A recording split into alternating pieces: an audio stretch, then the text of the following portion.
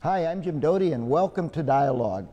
Recently, Adibi and I presented the 33rd Annual Economic Chapman University Forecast, where we covered the U.S., California, and Orange County.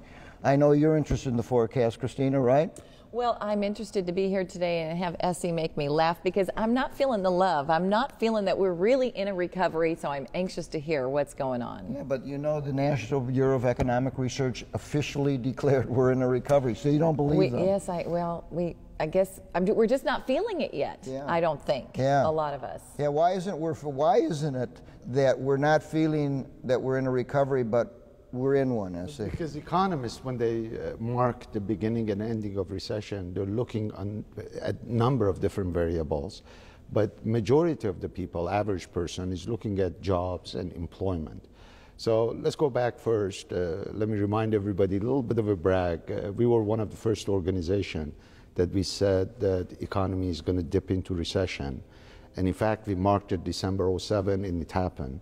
And then later on, we said we're going to come out of recession in middle of 2009. And in fact, now NBER said that recession ended in the middle of 2009.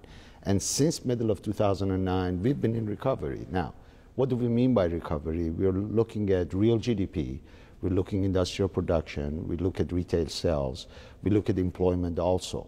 Now, employment is always the last variable that improves when economic recovery starts. Old days, you know, in 70s, 80s, when we went to recession, we came out of it and jobs followed within like 6 months. But the last recession we had, recession of 2001, job creation did not start till almost 2 years after the end of recession. So far, we are into recovery, about 18 months, a year and a half. And we have seen some job creation, but unfortunately, the pace of job creation is so slow that it's not bringing unemployment down. And that's what most people see. When you pick up newspaper, you see unemployment at 9.5%. You say, gee, what kind of a recovery is this?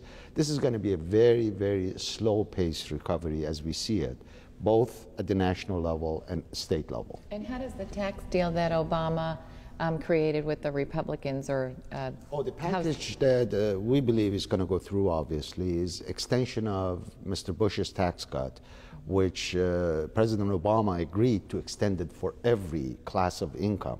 You know, at the beginning, he didn't want to, extend it for people over $200,000 of income. But apparently, as a part of the compromise, they're going to extend all the tax cuts to everybody. That is not going to do much for the economy, by the way. Now, if they would have not extended it, it would have been a big negative. But the fact that they're extending it, it's not any additional stimulus because we already had that.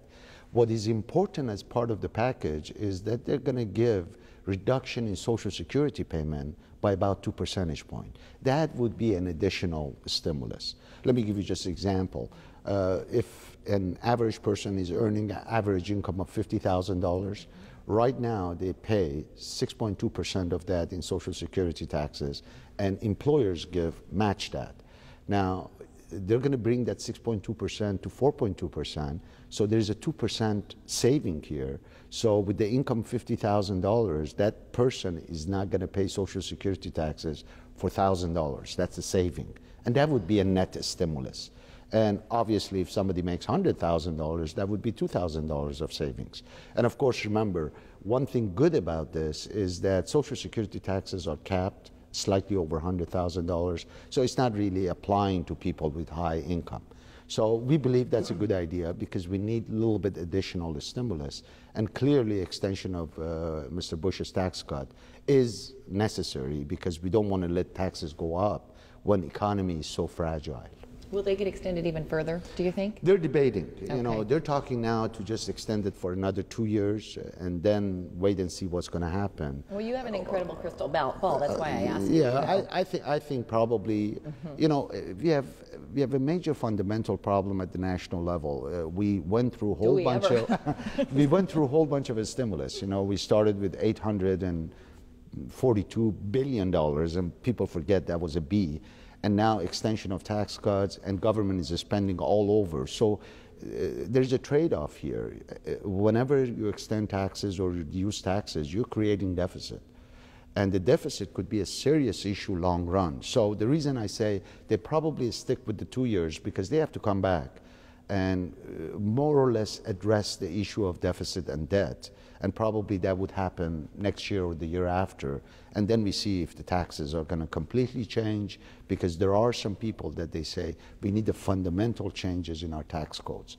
So there could be massive changes rather than just Band-Aid here and there. Well, speaking of Band-Aids, when you look into your crystal ball, because you are so accurate, is there a solution to this long-term budget deficit?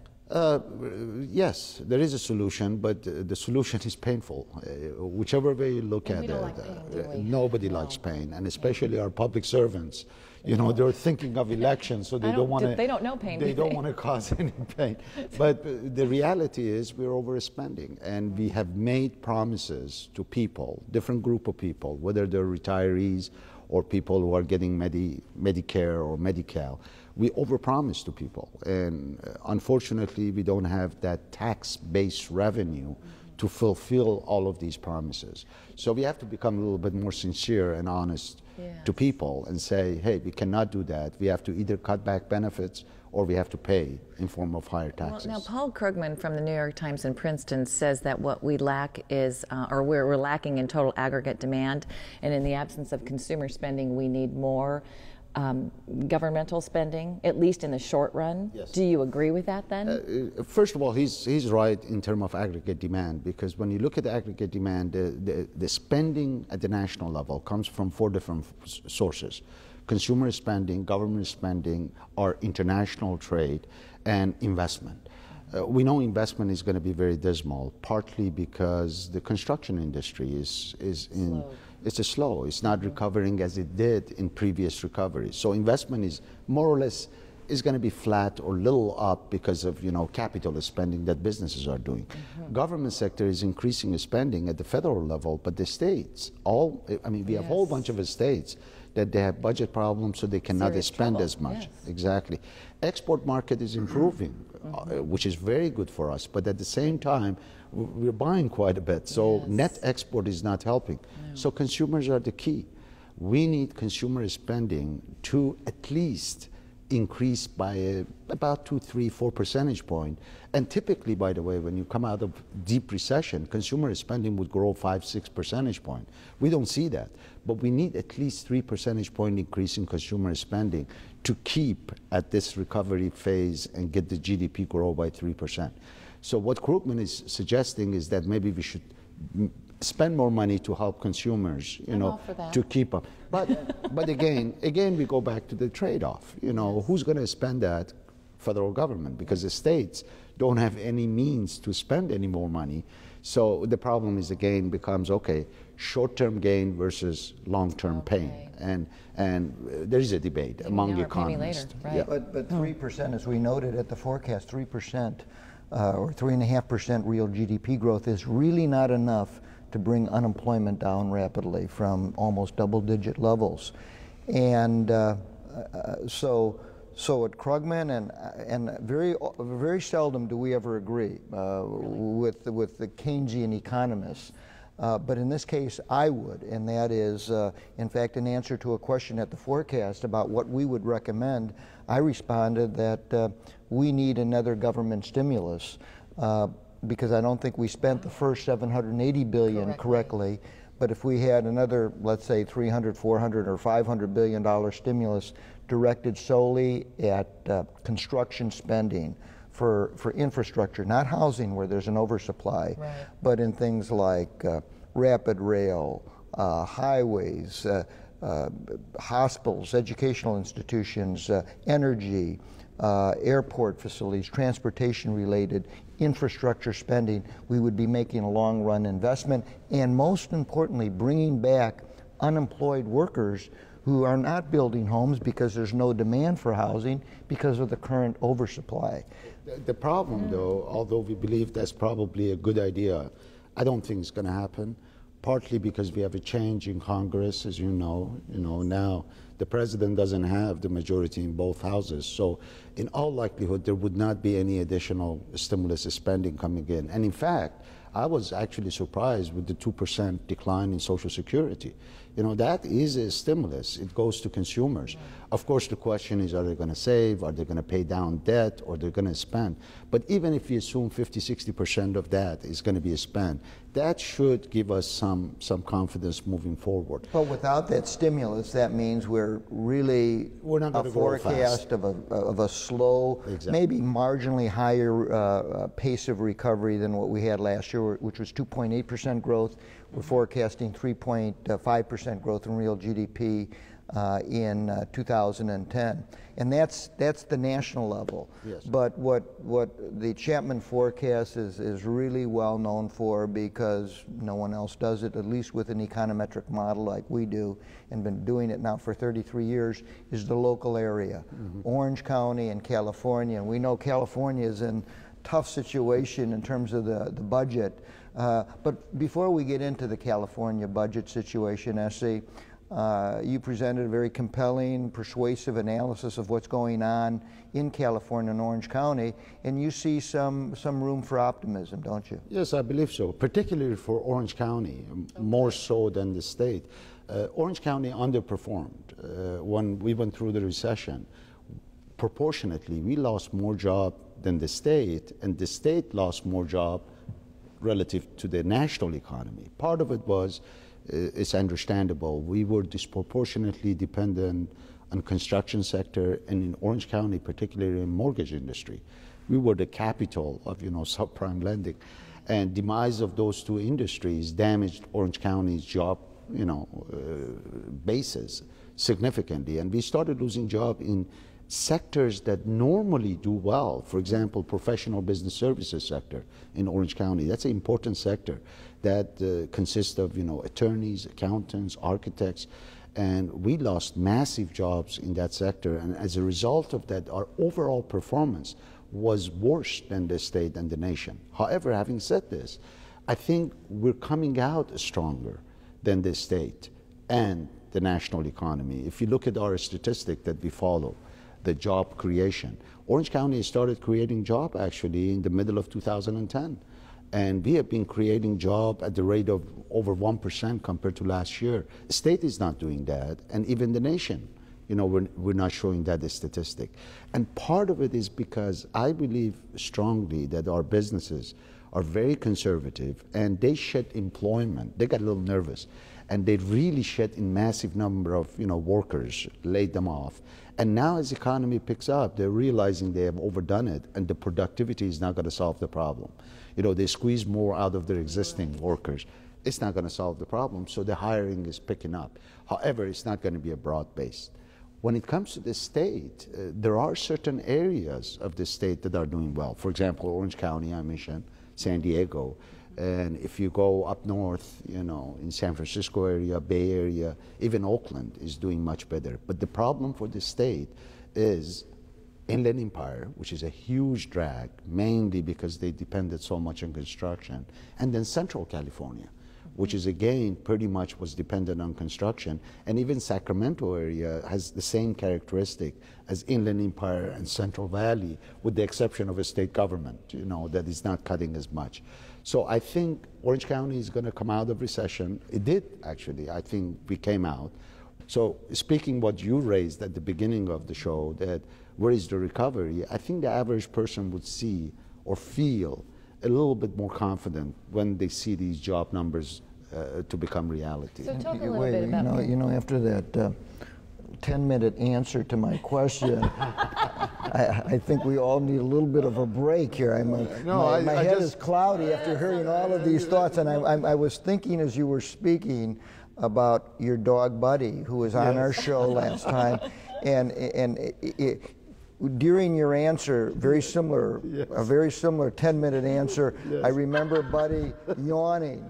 And I imagine that's why you don't have Buddy on the show again. But anyway, to refresh our audience, and then we'll come back to whatever your question is. I pointed out at the forecast that Essie is a true Renaissance man. In addition to being a forecast extraordinaire and incredible teacher and so on, he's also a gifted dancer at the Newport Mesa Assistant League's Dancing for Tomorrow's Star stars, Essie Adibi and his partner, the professional Oksana Kalinuka, did an incredible, a very sexy Paso Roble. And we don't have time for the whole Jim, thing. let me be the judge of that. It wasn't incredible.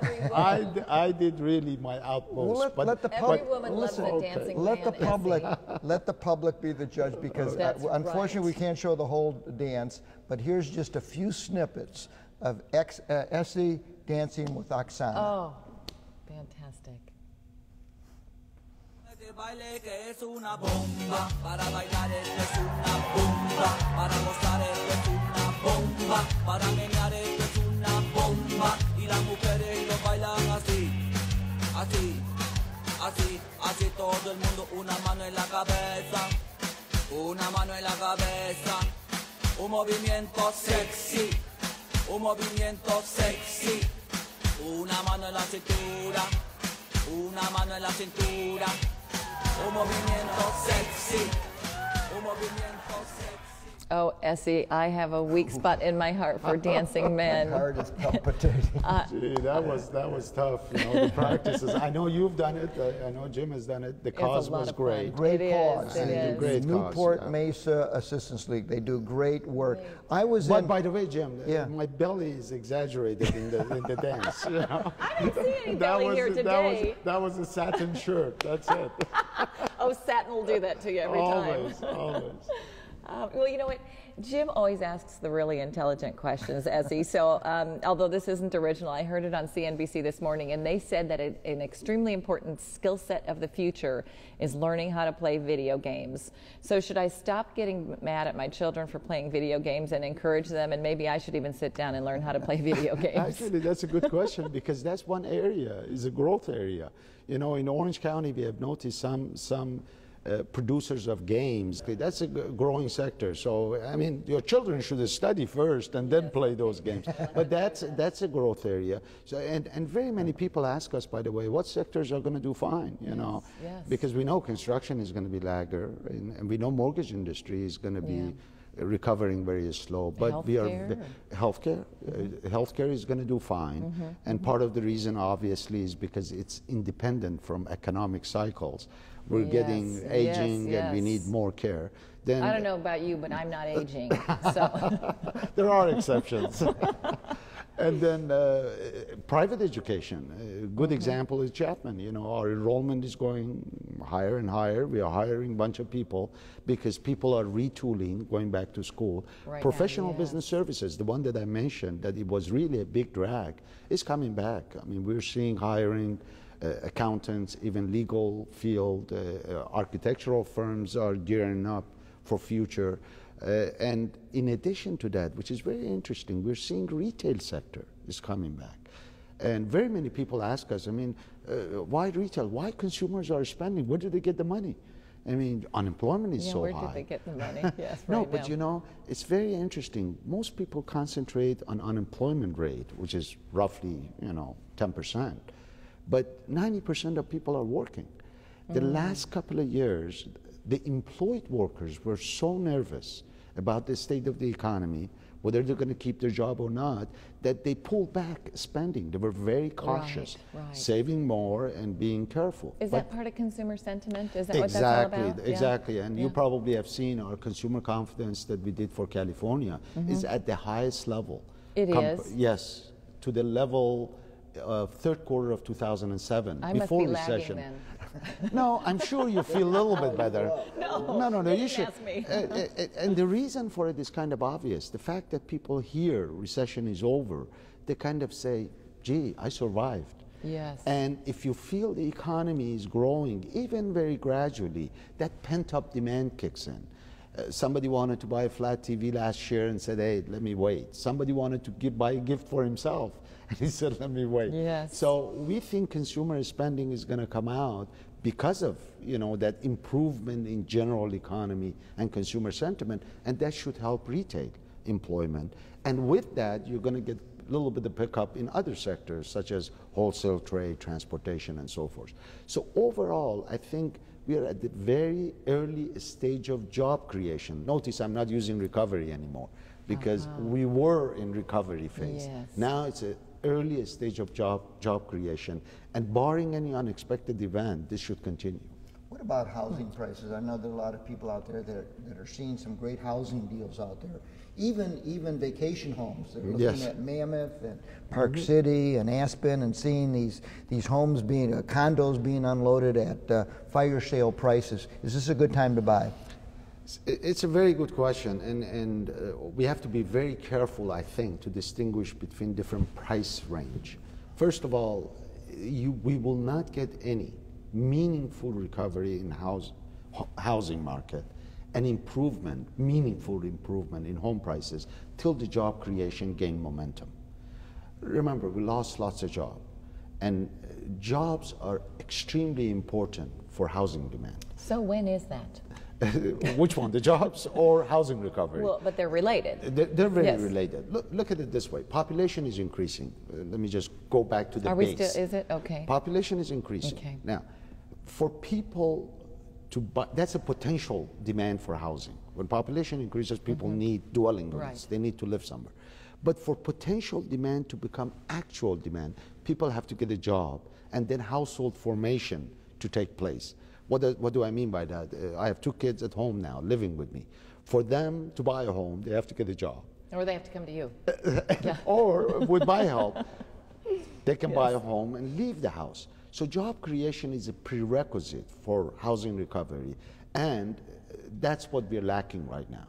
So I do not see any significant improvement in home prices. By the way, we're getting the data that median prices are going up by 3%, 5%. Actually, our forecast is 3% improvement in median home price. But that's just because of the mix of the homes that are being sold is changing. Oh, I see. See, if all the cheap homes were sold last year, Yes. and now more expensive one, the median is going to go up. Gotcha. But that doesn't mean your home, my Right. home, or his home price It's, has gone yeah. up. So I Okay. think expensive home, the higher you go from the median. Yes. Median right now is about $450,000. I think those prices have to go down. And in fact, some sellers are not very realistic. Some of them are asking prices of 2005, 2006, and that's unrealistic prices. Wow. So going back to what you asked, after my long answer, is it a good time to buy a home? Yes, in price range of the median, $400,000 or $500,000. And it sounds like it will be for some time to come. Exactly. And even a little higher, if somebody has a long-term perspective, you know, it's not a bad idea. If somebody wants to live in a home, and remember, you should not buy a principal residence for investment purposes. It's just you have to buy what you love to live in. Then it's not a bad idea. But especially with interest rates being so attractive. Which brings me to a question, because we only have a minute or so left after you've eaten up all the time. A rather long-winded answer. Given the fact that interest rates are low, forget about buying a home. Should homeowners refinance? Definitely. Because, you know, very quickly, you know, the quantitative easing that the Federal Reserve is doing, basically that's a fancy name, printing money. I think inflation is going to be a little bit of a problem next year, not now, by the end of the year. That should push up the interest rate higher. So interest rates are about as low as they can go. I think so. Actually, it made a big spike last couple of weeks, so I think people should, if they want to refinance, hopefully they can, they have equity there, they should definitely refinance right now and go fixed rate, either 30-year or 15-year. Now, I know we're just about out of time, but there are people out there that want to learn about the details and more analysis. I understand that there's a great article in the Chapman and Economic Business Review by Steve Gierstedt and our Nobel laureate at Chapman University, Vernon Smith, who wrote about how you can't really have a strong recovery without a housing recovery. Very compelling reading. It's a reprint from the Wall Street Journal op-ed that they wrote. And I hate to brag about, maybe you can talk about the other rather prophetic article that was written by, who was that? It was, of course, you and John Morlock. At the time they wrote this article, it was like 4 or 5 years ago, and they basically raised the issue of pension fund problem at the local level, that the county is facing a serious problem. And of course, now we know the state is facing the same problem too. And we reprinted it because ironically, when you read the article, it looks like it's written today. It's so How can people get this, the Chapman Economic and Business Review? The best is go on the Chapman University site and Website. AC, our website, Anderson Center for Economic Research, and we have a press release and summary of the forecast. Great, and we weren't able to get to the state budget problem, and you know why? Because Essie loves being on the show, and you wanted to eat up all the time so we could have a special show to do the state, and we'll do that, okay? Sure. Because you put everything in such practical Thank you very much. Thanks for having me. And we'll come back and we'll talk about our new Governor Brown's challenge that he and our Assembly and Senate and the people of California face with this looming state budget deficit. Thank you, Jim. Thank you, Essie. Thank you.